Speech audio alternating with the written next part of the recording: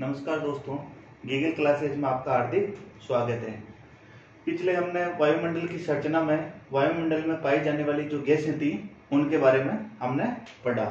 वायुमंडल क्या है? पृथ्वी के चारों ओर गैसों का जो आवरण है, ढक है, वही वायुमंडल है। तो ये जो वायुमंडल है ये धरातल से लेके ऊपर तक अलग अलग घनत्व, दबाव के कारण, तापमान के कारण अलग अलग परतों में इसको बांटा गया है। तो उसके बारे में हम आज अध्ययन करेंगे। तो आप शुरू से सभी छोटी क्लासों से पढ़ते रहे वायुमंडल की जो संरचना के अंदर पढ़ते पढ़ते सौमंडल, समताप मंडल, मध्य मंडल, आयन मंडल और बहिर्मंडल। तो ये कैसे कैसे कितने कितने किलोमीटर की ऊंचाई तक है, इनमें तापमान में कैसे परिवर्तन होता है, उसके बारे में आज अध्ययन करेंगे। ठीक है, अगला जो पढ़ेंगे वो पढ़ेंगे वायुमंडल का रासायनिक संगठन। ये बहुत इंपॉर्टेंट है। बहुत आजकल जो क्वेश्चन बनाते हैं वो इनमें से ना बना के सममंडल और विषममंडल इन दोनों में से पूछे जाते हैं। ये क्या होता है, इस पूरे चैप्टर में हम ये पढ़ेंगे। ठीक है, तो सबसे पहले आपको एक डायग्राम बनाया हुआ है। इस डायग्राम में ये धरातल है, धरातल से लेके ये शो कर रहा है ऊंचाई की ओर, और इधर नीचे ये है ये तापमान। ये इधर 0 डिग्री, इधर पॉजिटिव होता है 10 डिग्री, इधर है माइनस में। ठीक है, तो देखो समझे, 0 धरातल से लेके 18 किलोमीटर ये औसत ऊंचाई है। धरातल से लेके 18 किलोमीटर तक की जो सीमा होती है वो कहलाता है सौरमंडल। ठीक है, और 18 किलोमीटर से लेके 50 किलोमीटर तक की जो सीमा है वहां तक कहलाता है समताप मंडल। इनका हम अलग अलग का विस्तृत अध्ययन अभी करेंगे, लेकिन अभी यहाँ तो कितने किलोमीटर, 18 किलोमीटर तक जो भाग है वो है सौरमंडल। जितने भी वातावरणीय घटनाक्रम होते हैं वो इसी सौर मंडल में होते हैं, और सौर मंडल को और समताप मंडल को अलग करने वाली एक सीमा होती है। इस सीमा को बोलते हैं सौर सीमा। ठीक है, 18 किलोमीटर ये फिक्स नहीं है। कैसे? ये विषुवत रेखा के आसपास क्या है, इसकी ऊंचाई 18 किलोमीटर है, और कहीं कहीं ये कम आ जाती है। तो ये इसकी जो ऊंचाई है कैसे कम ज्यादा होती है वो भी पढ़ेंगे। ठीक है, 18 किलोमीटर से लेके 50 किलोमीटर तक का जो है वो है समताप मंडल, और 50 किलोमीटर से लेके 80 किलोमीटर तक का जो क्षेत्र है ऊंचाई में वो है मध्य मंडल। ठीक है, और 80 से 400 किलोमीटर तक का जो है वो है आयन मंडल, और आयन मंडल से ऊपर लगभग 10,000 किलोमीटर, फिर तो वायुमंडल विहीन हो जाता है, लेकिन 10,000 किलोमीटर तक का जो भाग है वो कहलाता है बाह्य मंडल। अब देखो, सौर सीमा, समताप सीमा, मध्य सीमा, ये क्या है? सौर मंडल और समताप मंडल को अलग करने वाली सीमा क्या कहलाती है? सौर सीमा। समताप मंडल और मध्य मंडल को अलग करने वाली सीमा क्या कहलाती है? समताप सीमा। मध्य मंडल और आयन मंडल को अलग करने वाली सीमा क्या कहलाती है? मध्य मंडल सीमा। यहां तक आ गया समझ में? अब देखो, हमें पता है कि जो नॉर्मल तापमान ह्रास दर होती है वो क्या होती है। मतलब हम जैसे जैसे ऊंचाई की ओर बढ़ते हैं, जैसे जैसे हम ऊंचाई पर बढ़ते हैं, हर 165 मीटर पर 1 डिग्री सेल्सियस टेम्परेचर क्या होता है? कम होता जाता है। कहां पे? सौर मंडल में। ठीक है, तो देखो, नॉर्मल धरातल पर अगर 10 डिग्री है तो जैसे जैसे ऊंचाई की ओर हम बढ़ेंगे तो तापमान क्या हो रहा है? इधर माइनस हो रहा है। ठीक है, फिर एक सीमा आएगी सौर सीमा, यहां से तापमान क्या, लगभग सब कुछ बराबर, जितनी भी वायुमंडलीय घटनाएं हैं वो बंद हो जाती है। फिर धीरे धीरे तापमान बढ़ता है, कहां तक? समताप सीमा तक। और मध्य मंडल में फिर वापस तापमान क्या है? कम होने लगता है। मध्य मंडल, मध्य सीमा के बाद आयन मंडल में हम जाते हैं, फिर लगातार ऊपर, क्योंकि ऊपर क्या है, जो ऊपर तो सूर्य का प्रभाव आ जाता है, तो जैसे जैसे तापमान बढ़ता जाता है। तो आपको ये चीजें क्वेश्चन आ जाता है, सामान्य तापमान ह्रास दर क्या है?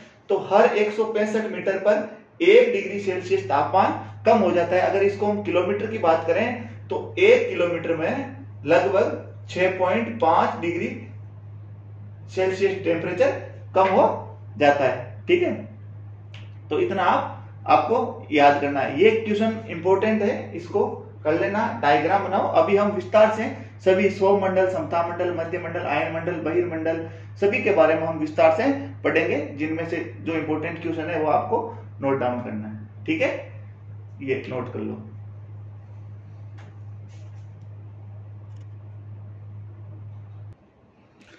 अब हम सबसे जो पहली निचली जो परत है वो है सौर मंडल, उसके बारे में पढ़ेंगे। सौर मंडल है, ये क्या है? धरातल की सबसे निचली परत है, और इसकी ऊंचाई कितनी है? इसकी ऊंचाई भूमध्य रेखा पर 18 किलोमीटर तथा ध्रुवों पे 8 किलोमीटर। देखो, ये धरातल है, इस धरातल, इसकी ऊंचाई इस तरह से होती है। भूमध्य रेखा पर बीचों बीच, ये मान लो पृथ्वी भूमध्य बीचों बीच है और ये उत्तरी ध्रुव दक्षिणी ध्रुव है, ठीक है। तो बीचों बीच इसकी जो ऊंचाई है वो 18 किलोमीटर और ध्रुवों पे क्या है मात्र 8 किलोमीटर होती है। ये अंतर क्यों होता है? क्योंकि देखो आपको पता है कि विषुवत रेखा, ये क्वेश्चन कई बार एग्जाम में पूछा गया है, थ्योरेटिकल जो रिटन एग्जाम होते हैं उसमें पूछा गया है कि सौर मंडल की जो ऊंचाई है विषुवत रेखा पर अधिक व ध्रुवों पर कम क्यों होती है, इसका कारण बताइए। तो इसका कारण यह है कि भूमध्य रेखा पर जो सूर्य की जो किरणें है वो सूर्य की किरणें एकदम क्या है सीधी पड़ती है। सीधी पड़ने की वजह से यहाँ का तापमान क्या है ज्यादा होता है और जो यहाँ की वायु है वो क्या होती है गर्म होती है। और जब आपको पता है वायु जब गर्म होती है तो हल्की होती है और हल्की होके ऊपर की ओर उठने लग जाती है, और ठंडी वायु भारी होती है। तो ध्रुवों पे वायु ठंडी होती है तो नीचे की ओर आ जाएगी, ठीक है, और विषुवत रेखा पे ऊपर की ओर। तो ऊपर उठने की वजह से जो सेवन धाराएं हैं इस परत को ऊंचाई तक ले जाती है। इसी कारण, इसी सेवन धाराओं के कारण विषुवत रेखा पे इसकी ऊंचाई 18 किलोमीटर हो जाती है और ध्रुवों पे वापस भारी ठंडी हवाएं भारी होती है, नीचे आने के कारण 8 किलोमीटर रह जाती है। बहुत इंपॉर्टेंट क्वेश्चन आता है यहां से, ठीक है। अब देखो हम अभी बताया था जैसे जैसे हम ऊंचाई की ओर जाएंगे तो सौर मंडल में तापमान गिरता जाता है और इसे बोलते हैं सामान्य ताप ह्रास दर। मैं आपको इसमें जो इंपॉर्टेंट जो एग्जाम में आते हैं क्वेश्चंस उसी के बारे में बताऊंगा, इससे बाहर कोई भी क्वेश्चन नहीं बनेगा, ठीक है। तो क्वेश्चन आता है सामान्य तापमान ह्रास दर या सामान्य तापमान पतन दर क्या है। तो देखो हर 165 मीटर ऊंचाई पर 1 डिग्री टेम्परेचर तापमान की कमी होती है। जैसे हम पहाड़ों पे ऊपर ऊंचाई पर जाते हैं तो वहां हवा ठंडी होती है, क्यों? क्योंकि हम जैसे जैसे ऊंचाई पर जाते हैं तो तापमान कम होता है, इसीलिए जैसे जो भी हिल स्टेशन है वहां ऊंचाई पर तापमान क्या है कम होता रहता है। तो क्वेश्चन आएगा सामान्य तापमान ह्रास दर क्या है। तो हर 165 मीटर की ऊंचाई पर 1 डिग्री तापमान कम होता जाता है। वहां पे ऑप्शन में 165 मीटर की जगह 1 किलोमीटर देके यहाँ पे 6.5 डिग्री सेल्सियस तापमान भी दे सकते हैं, तो ये ध्यान रखना। अब देखो यहाँ तापमान में परिवर्तन हो रहा है, इसका मतलब ये जो सौर मंडल है मौसम और जलवायु के लिए बहुत महत्वपूर्ण परत है। जितनी भी मौसमी घटनाएं होती है, बादल बनना, बारिश होना, तूफान, ये सभी की सभी घटनाएं क्या होती है सौर मंडल पे होती है। इसीलिए मानव जीवन के लिए सौर मंडल बहुत ही महत्वपूर्ण परत है, ठीक है। तो ये इसके इंपॉर्टेंट फैक्ट है। अब सौर मंडल के जस्ट ऊपर वाली जो होता है वो समताप मंडल, उसको अलग करने वाली जो सीमा होती है उसे बोलते हैं सौर सीमा। तो क्वेश्चन आ जाएगा सौर सीमा क्या होती है। तो सौर मंडल और समताप मंडल को अलग करने वाली सीमा या सौर मंडल की ऊपरी सीमा को क्या बोलते हैं सौर सीमा है। इसकी मोटाई कितनी है 1.5 किलोमीटर मोटी ये होती है। और इसी परत में आते आते तापमान का जो गिरना होता है वो बंद हो जाता है। जैसे जैसे हम ऊंचाई पे जाते हैं तापमान कम होता है, लेकिन जैसे ही सौर सीमा आएगी यहाँ पे तापमान का गिरना बंद हो जाएगा। जितनी भी हवाएं सेवन धाराएं हैं वो चलना क्या हो जाती है बंद हो जाती है। इसीलिए जितने भी एरोप्लेन है वो यहाँ सौर सीमा के ऊपर आके यहाँ पे उड़ते हैं, ठीक है। स्क्रीनशॉट ले लो इसका।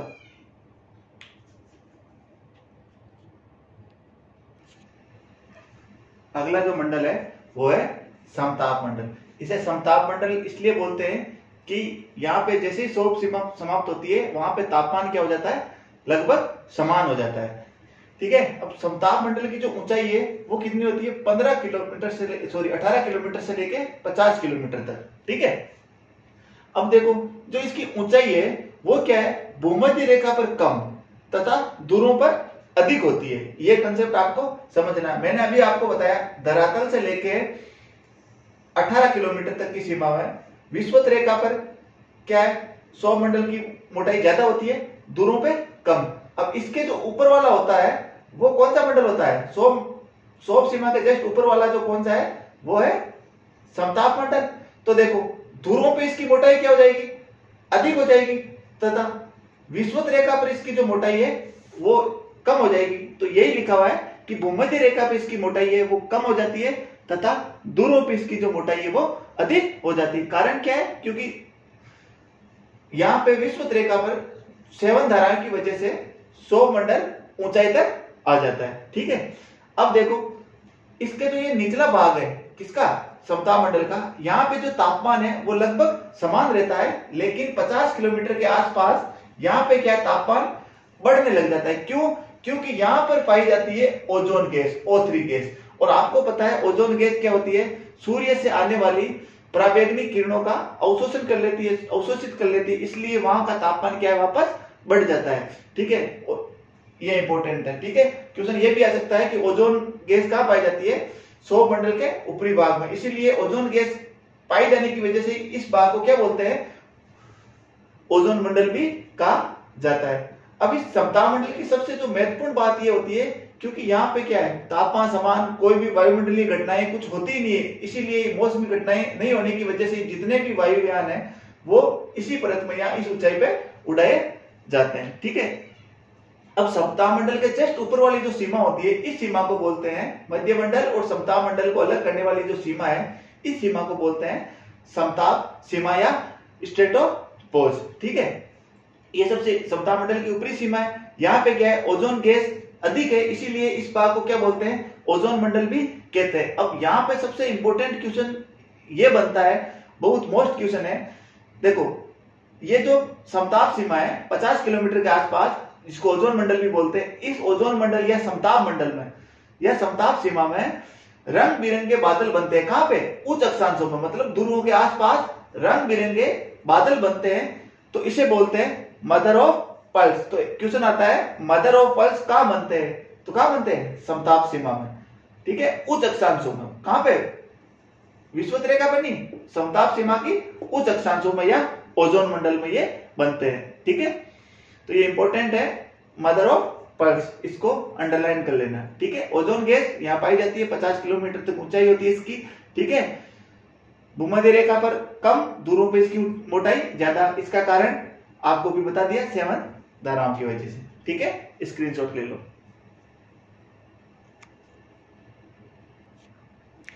ठीक है, सौर मंडल, समताप मंडल के बाद अगला जो है वो है मध्य मंडल। इसकी ऊंचाई होती है 50 किलोमीटर से लेके 80 किलोमीटर तक। ठीक है, मैंने अभी बताया था समताप मंडल पर, यहाँ पे समताप सीमा पे तापमान क्या है, बढ़ने लग जाता है, क्योंकि ओजोन गैस है, सूर्य से आने वाली विकिरणों को सोखती है, यहाँ तापमान बढ़ता है। लेकिन इस परत के बाद जैसे मध्य मंडल में जाते हैं, तापमान में वापस क्या होती है, गिरावट होने लग जाती है। और जैसे हम 80 किलोमीटर पे पहुंचते हैं, वहां पे टेम्परेचर हो जाता है -100 डिग्री सेल्सियस। ये बहुत इंपॉर्टेंट है, याद कर लेना। क्वेश्चन आ सकता है, वायुमंडल की किस परत में न्यूनतम तापमान पाया जाता है? तो कहां पे? मध्य मंडल में सबसे न्यूनतम जो वायुमंडल का तापमान है -100 डिग्री सेल्सियस, वो पाया जाता है। और कहां पे? 80 किलोमीटर की ऊंचाई पे। ठीक है, अगला इसका मोस्ट इंपोर्टेंट क्वेश्चन है कि जो उल्का पिंड आते हैं वो किस परत में आके जल के खत्म हो जाते हैं? तो लगभग जितने भी उल्का पिंड है वो मध्य मंडल में आके जल के नष्ट हो जाते हैं। तो ये अंडरलाइन कर लेना, इंपॉर्टेंट है। उल्का पिंड किस परत में आके जलते हैं? मध्य मंडल में। और वायुमंडल का सबसे जो न्यूनतम तापमान है किस मंडल में होता है? मध्य मंडल में। और मध्य मंडल के जो ऊपरी जो सीमा होती है, जो आयन मंडल से अलग करती है, इसे बोलते हैं मध्य मंडल सीमा। ठीक है, मध्य मंडल सीमा के जस्ट ऊपर वाला है आयन मंडल, और इसकी ऊंचाई कितनी है? 80 किलोमीटर से लेके 400 किलोमीटर तक। इसे आयन मंडल क्यों बोलते हैं? क्योंकि यहाँ पे जो है गैस के विद्युत आवेशित कण पाए जाते हैं, और उन विद्युत आवेशित कणों को क्या बोलते हैं? आयन बोलते हैं। इसी आयनों की उपस्थिति के कारण इसे बोलते हैं आयन मंडल। ठीक है, ये आयन मंडल बहुत इंपॉर्टेंट है, क्योंकि जितने भी रेडियो तरंगे होती है, ये रेडियो तरंगे यहाँ धरातल से पहले आयन मंडल में जाती है, और इन आयनों से टकरा के फिर वापस पृथ्वी पर आता है, इसीलिए रेडियो का प्रसारण होता है। ठीक है, यहाँ ये इंपॉर्टेंट है रेडियो के लिए। ठीक है, तो किस मंडल में रेडियो तरंगों का परावर्तन होता है? तो आएगा आयन मंडल में। ठीक है, अब देखो यहाँ ये जो विद्युत आवेशित कण है, इन कणों के आपस में टकराने की वजह से यहाँ पे क्या है, लाल जो ध्रुव होते हैं, उत्तरी ध्रुव दक्षिण ध्रुव, वहां पे लाल रंग का प्रकाश दिखता है, और इसी लाल रंग के प्रकाश को बोलते हैं ध्रुवीय ज्योति। तो यह भी इंपॉर्टेंट है, उत्तरी ध्रुव को उत्तरी ध्रुवीय ज्योति, दक्षिण ध्रुव पे दक्षिणी ध्रुवीय ज्योति पाई जाती है। अब जो ये आयन मंडल है, इनमें आयनों के आधार पे इसको क्या है, अलग अलग परतों में बांटा गया है, जैसे डी परत, ई परत, एफ परत। ये बहुत इंपॉर्टेंट है परतों का। ठीक है, ये आप इतना नोट कीजिए। अब अगला पढ़ते हैं आयन मंडल की परतों के बारे में। ठीक है,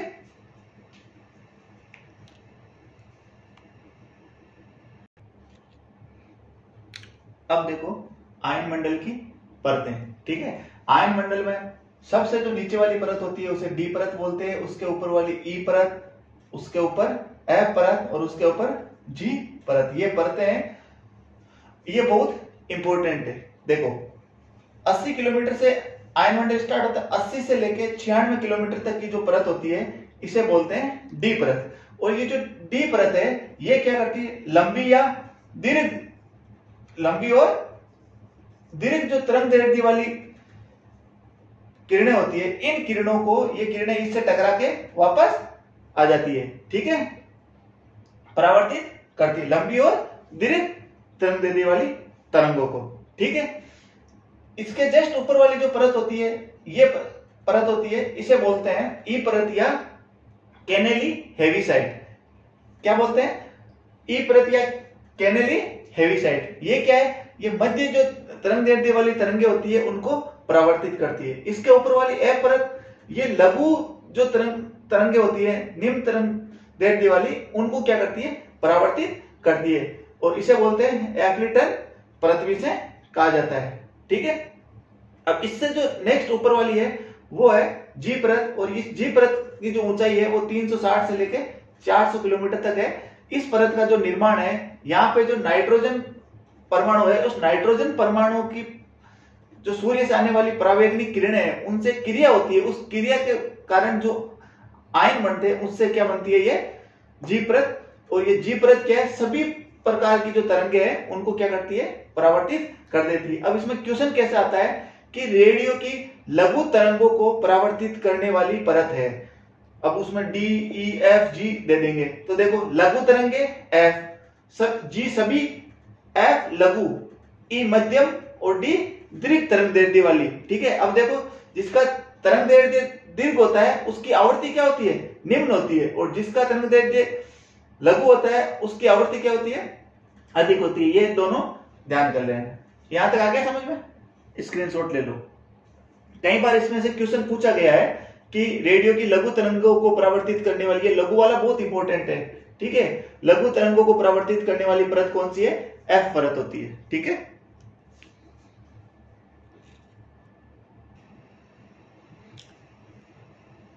अगला जो सबसे लास्ट वाला है वो है बाह्य मंडल। ठीक है, आयन मंडल के ऊपर वाला, ठीक है, 400 से लेके ऊपर 10,000 किलोमीटर से ऊंचाई तक वाला जो है वो बाह्य मंडल होता है। बाद में ये अंतरिक्ष में विलीन हो जाता है। यहाँ पे की जो वायु होती है वो बहुत ही विरल होती है। ये इतना भी इसका ज्यादा अध्ययन नहीं हुआ है, इतना ज्यादा इंपॉर्टेंट मानव के लिए नहीं। ठीक है, तो ये पांचों पढ़ लिए, सौर मंडल, समताप मंडल, मध्य मंडल, आयन मंडल और बाह्य मंडल। ठीक है, अब इसके बाद जो इंपॉर्टेंट है वो वायुमंडल का, अभी तो पढ़ते वायुमंडल का रासायनिक संगठन कैसे है। तो वायुमंडल को जो गैसों का अनुपात है, ठीक है, रसायन मतलब गैसों का अनुपात, उन गैसों के अनुपात में अगर परिवर्तन हो रहा है या नहीं हो रहा, तो उसके आधार पे दो भागों में बांटा गया है। एक है सममंडल और दूसरा है विषममंडल। ठीक है, अब देखो सममंडल में कौन कौन से आते हैं, सौर मंडल, समताप मंडल और मध्य मंडल। ये तीनों किसके अंदर आते हैं, 80 किलोमीटर तक की ऊंचाई का, धरातल से 80 किलोमीटर तक की ऊंचाई का, जहां पे गैसों के अनुपात में कोई परिवर्तन नहीं होता, इसलिए इसको बोलते हैं सममंडल। और इसमें कौन कौन सा आएगा, सौर मंडल, समताप मंडल और मध्य मंडल। जबकि 80 किलोमीटर के बाद जो गैसों का अनुपात है उसमें परिवर्तन होने लग जाता है, इसीलिए आयन मंडल और वायुमंडल किसमें आता है, विषम मंडल में। एक बार ये एग्जाम में क्वेश्चन आया हुआ है कि निम्नलिखित में से सममंडल में नहीं पाया जाता। ठीक है, तो उसमें से सौर मंडल, समताप मंडल, मध्य मंडल दिया और एक आयन मंडल और वायुमंडल में से कोई दे देगा, तो उस टाइम आयन मंडल था। ठीक है, तो कंफ्यूज मत होना, नीचे वाला 80 किलोमीटर तक सौर मंडल, समताप मंडल और मध्य मंडल किसमें पाया जाता है, सममंडल में पाया जाता है। ठीक है, तो हमने वायुमंडल के अच्छे से पढ़ लिया। कोई भी क्वेश्चन या कोई डाउट हो तो आप कमेंट करके पूछ सकते हो। ठीक है, थैंक यू।